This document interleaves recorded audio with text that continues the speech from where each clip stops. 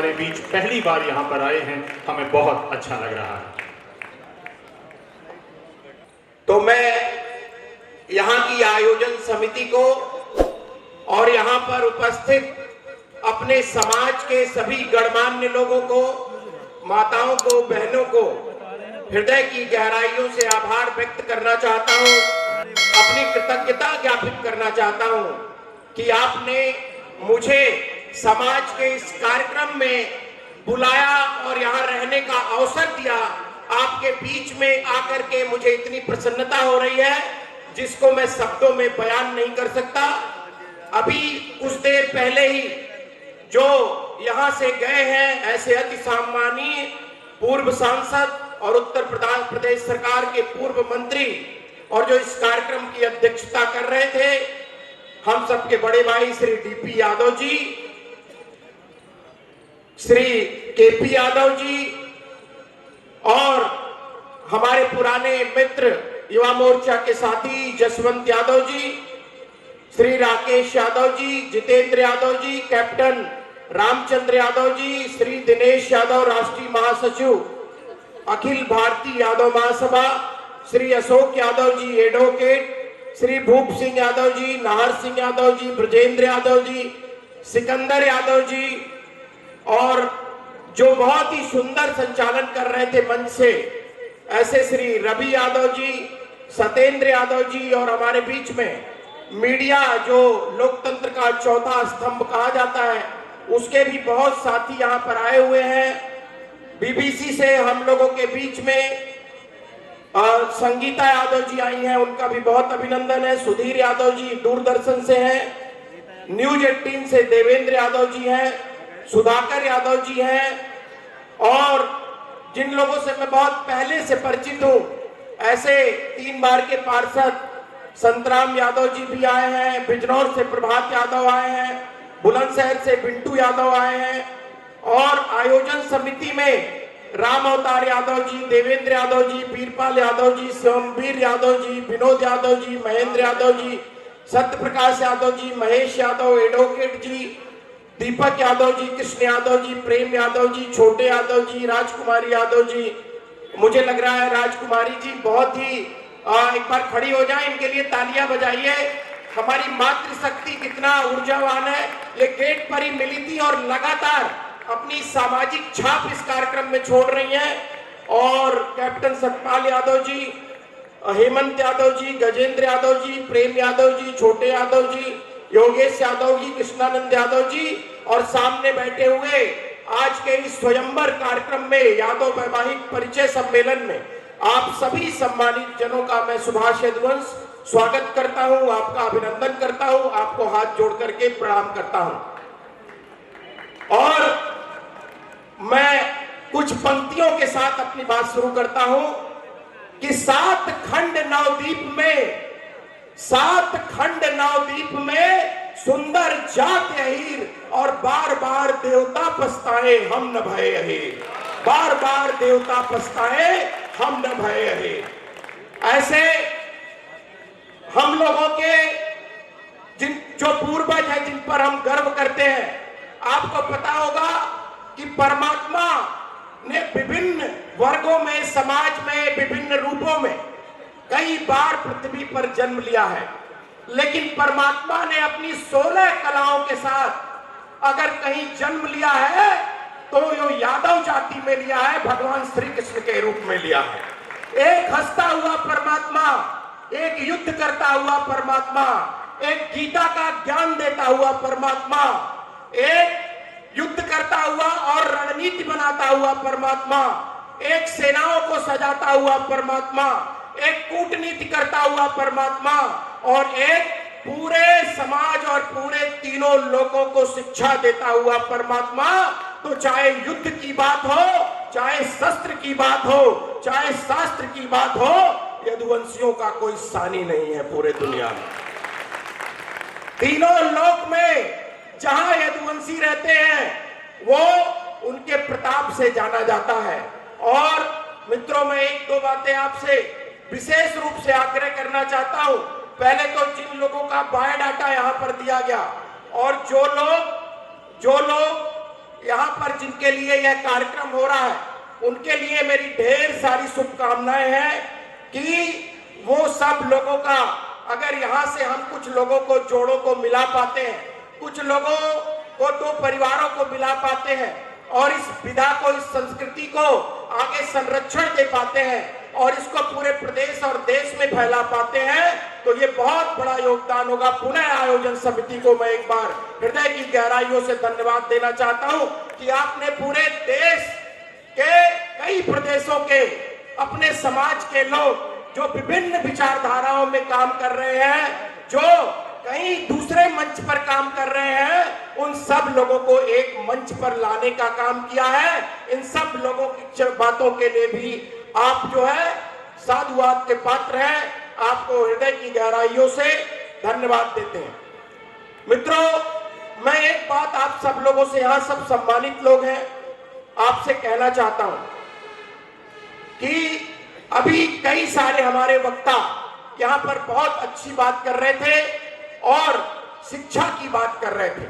देखिए, इसमें कोई कहने की बात नहीं है कि यदुवंशियों का हार्डवेयर तो पहले से ही मजबूत है। मतलब सॉफ्टवेयर और हार्डवेयर दो चीज होता है ना किसी भी मशीन में, तो हमारा हार्डवेयर तो पहले से ही मजबूत है।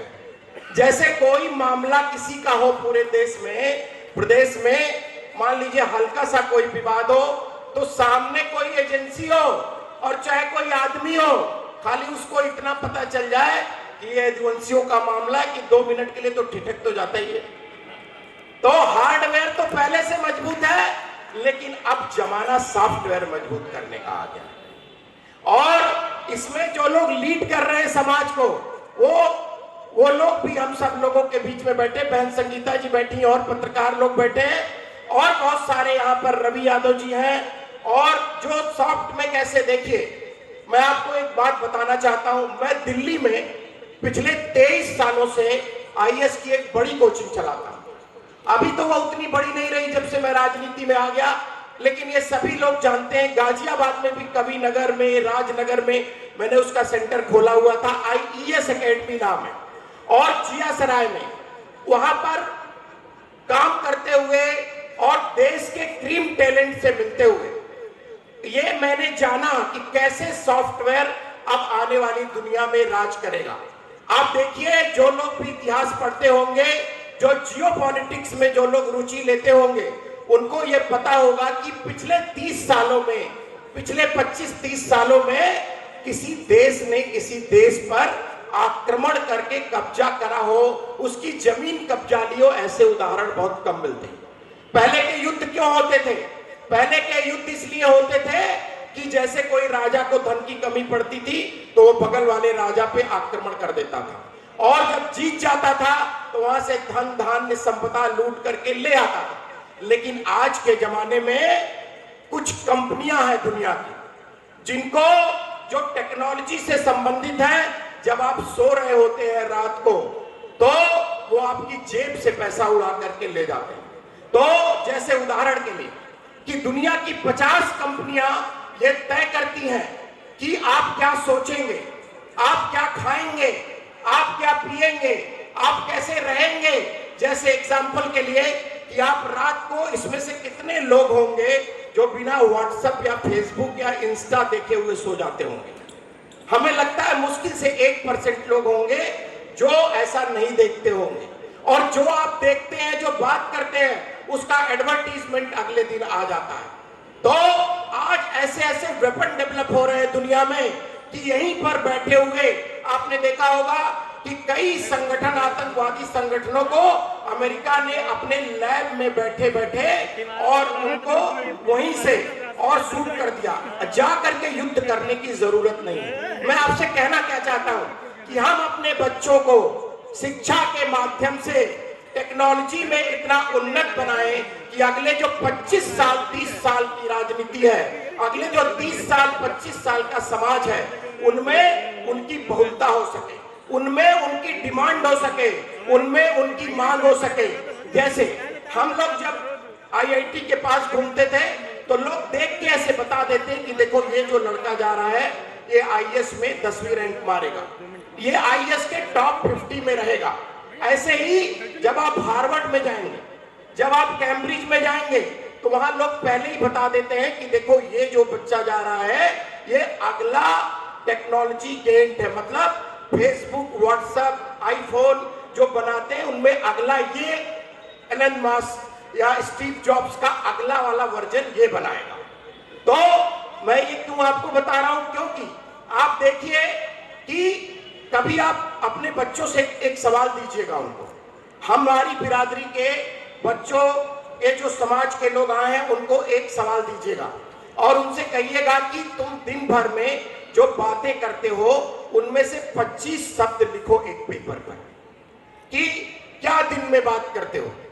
अब मैं आपको बताऊं, मैं युवा मोर्चा का प्रदेश अध्यक्ष रहा हूं, उसमें यूनिवर्सिटी के, डिग्री कॉलेज के अध्यक्ष से लेकर के और पूरे प्रदेश भर के जो नौजवान शक्ति है वो उसमें काम करी। मुझे 18,000 लोगों को अपनी कलम से नेता बनाने का अवसर प्राप्त हुआ है और जिनमें आज भारतीय जनता पार्टी के जिलाध्यक्ष भी हैं, कई लोग विधायक भी हैं और अभी हमारी पार्टी ने मुझे प्रदेश का महामंत्री बनाया है। हमारे यहाँ भारतीय जनता पार्टी में केवल 6 महामंत्री होते हैं पूरे प्रदेश में, माननीय प्रदेश अध्यक्ष जी के बाद, और 6 क्षेत्र उत्तर प्रदेश में है, जिनमें सबसे बड़ा जो क्षेत्र है पश्चिमी उत्तर प्रदेश, जिसमें 19 जिले हैं भाजपा के, उन सबका मैं पिछले 2.5 साल से प्रभारी हूं।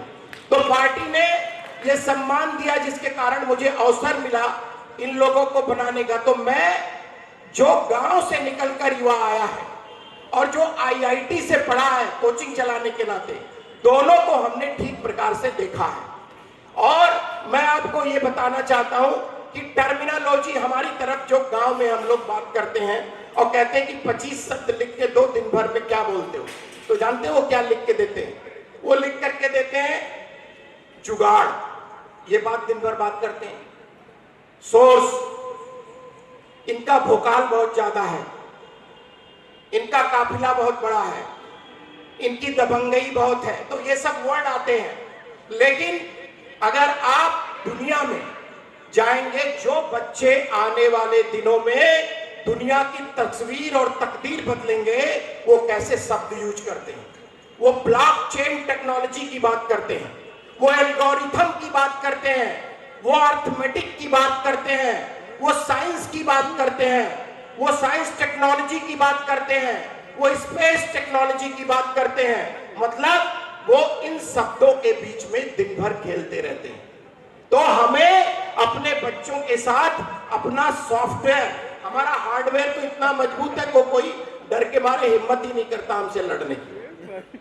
अगर हम लोग थोड़ा कमजोर भी हो, 4-5 घर हो, तब भी 10-15 घर के लोग नहीं आते। लेकिन सॉफ्टवेयर को मजबूत करना है, सॉफ्टवेयर को मजबूत करने का यही तरीका है कि अपने बच्चों को आने वाले पीढ़ियों में हमारे बीच से, हमारे समाज से वो बच्चा हो जो व्हाट्सएप का अगला वर्जन बनाए, वो यदुवंशी हो, और जो फेसबुक का अगला वर्जन बनाए वो यदुवंशी हो, जो ट्विटर का अगला वर्जन बनाए वो यदुवंशी हो, जो इंस्टाग्राम का अगला वर्जन बनाए उनमें कोई एक यदुवंशी हो। तो वो क्या, वो दुनिया भर के लोग, आप देखो पूरे दुनिया की आबादी 6.5 अरब है और 3.5 अरब से ज्यादा लोग फेसबुक पर है, और 26 साल का एक लड़का मार्क जुकरबर्ग, जिसने फेसबुक बनाया है और जिसने जीमेल बनाया है। हमारे आपके मम्मी पापा भी हमारे आपके बारे में इतना नहीं जानते जितना फेसबुक और जीमेल हमारे आपके बारे में जानते। तो ये ताकत है आज सॉफ्टवेयर। तो ये ताकत से यदुवंशी पीछे ना रह जाए, ये संकल्प लेकर के यहां से जाना है। ये शिक्षा का संकल्प लेकर, शिक्षा खाली ये नहीं कि हमने डबल MA कर लिया, 2 डिग्री ले ली, या हमने ये कर लिया। और अब देखिए, ये जो 5 लोग बैठे हुए हैं, ये किसी बात को, इनकी क्षमता पहचानी, ये किसी बात को 1000 गुना मल्टीप्लाई कर सकते हैं। अच्छा एक बात बताओ, बड़ा नेता कौन है या बड़ा खिलाड़ी कौन है?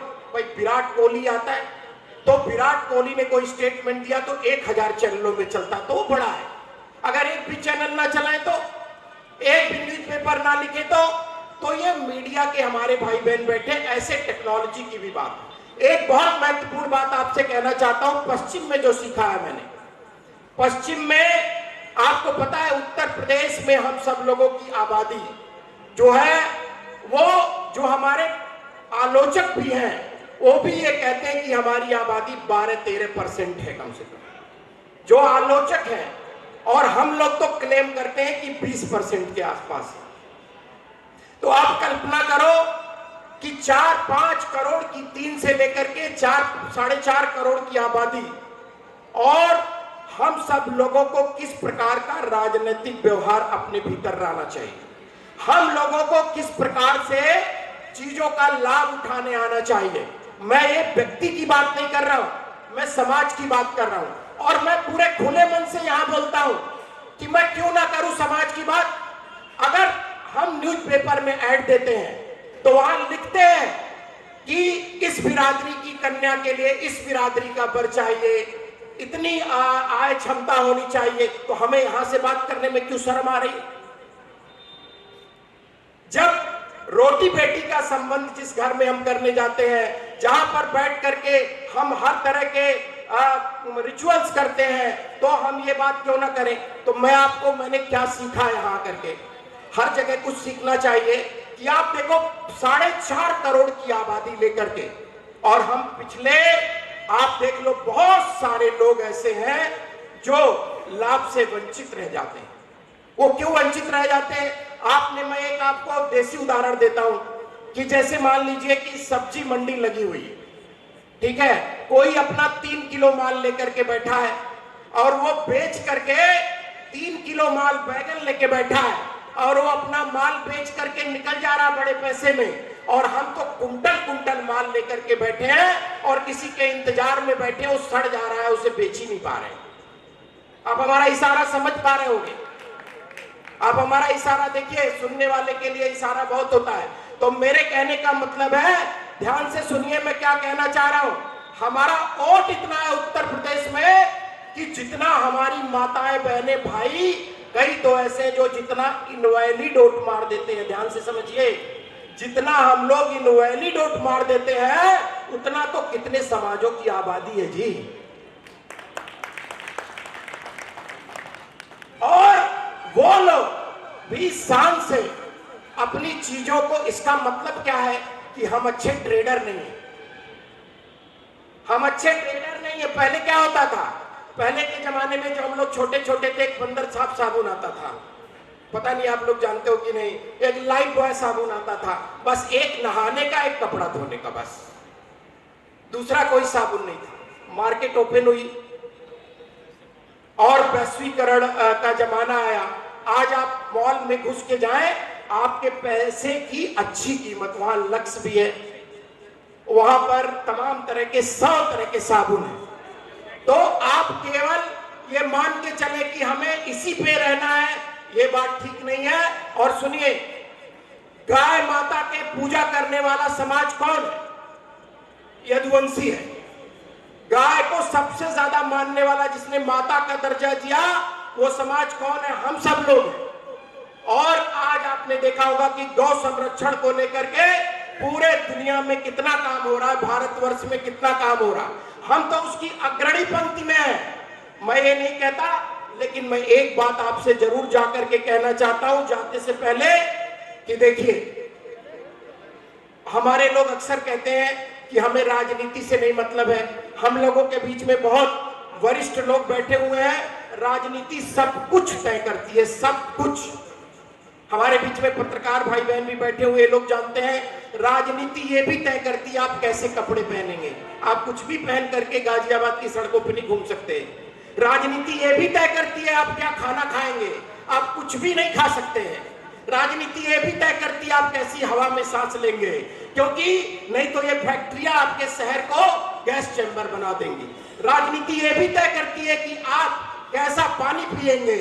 इसलिए राजनीति में सिर्फ भाग मत लीजिए, एक जगह मत खड़े रहिए, अपनी इमेज ऐसी मत बनाइए कि कोई हम अफगानिस्तान का युद्ध नहीं लड़ रहे हैं, कि जैसे वो 1000 सालों से लड़ रहे हैं कबीलों की तरह। आप आगे आइए, आधुनिक बनिए, और सब जगह मेरा सिर्फ एक कहना है कि हम लोग कृष्ण के वंशज हैं, और कृष्ण के वंशज है तो यदुवंशी विपक्ष में नहीं रहेगा, हमेशा सत्ता के साथ रहेगा और उसे सत्ता के साथ खड़ा रहना चाहिए।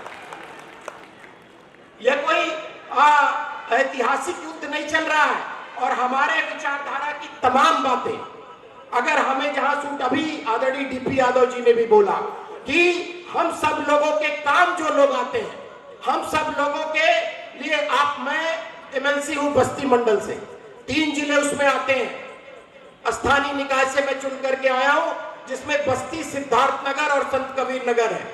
मेरे घर पर जब जन सुनवाई में करता हूं तो कोई भी, किसी भी पार्टी का, किसी भी समाज का व्यक्ति आ जाता है तो मैं खुलेआम उसकी पैरवी करता हूं। और ये कहने की जरूरत नहीं है कि सबसे ज्यादा संख्या अपने समाज के लोगों की होती है और उसमें सब दलों के लोग रहते हैं। क्यों? क्योंकि मैं एमएलसी तो सरकार का हूं, नेता मैं भाजपा का हूं, लेकिन एज एमएलसी तो मुझे सबका ही काम करना रहता है।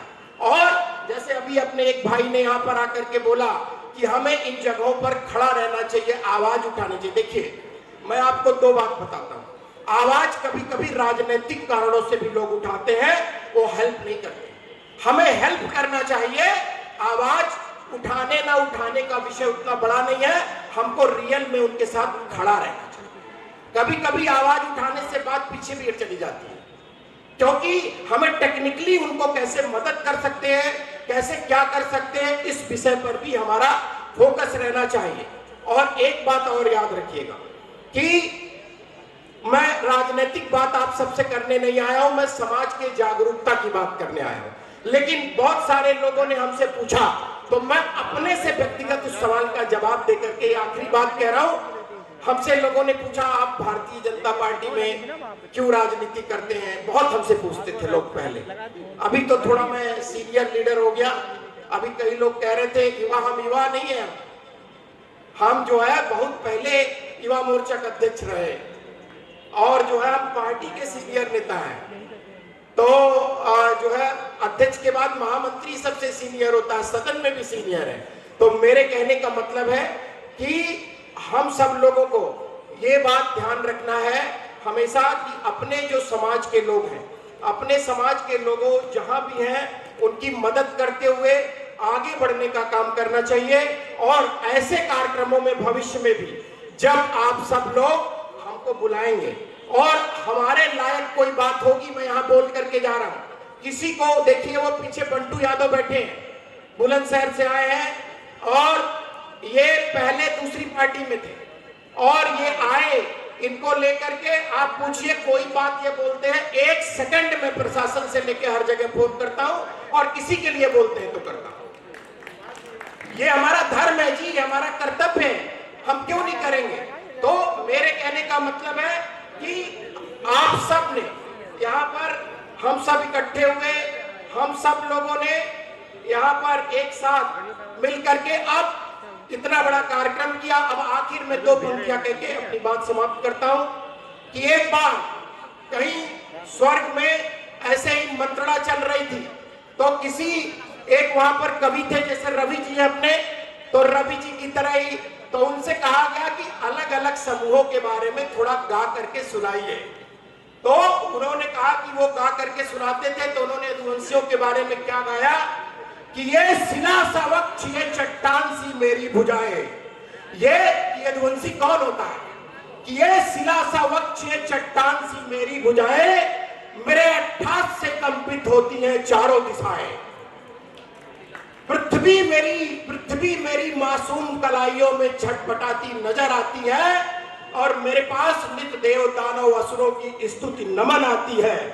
इन पर्वतों के समक्ष अगर मैं चीख दूं तो ये डोल जाएंगे, मेरी एकाग्रता के समक्ष सारे विज्ञान अपने रहस्य खोल जाएंगे। ऐसे यदुवंशियों को और ऐसे भगवान कृष्ण के वंशजों को और हमारी माताओं बहनों को सब सादर प्रणाम करते हुए, आपका अभिवादन करते हुए, आपको नमन करते हुए अपनी बात को समाप्त करता हूं। जय यादव, जय माता।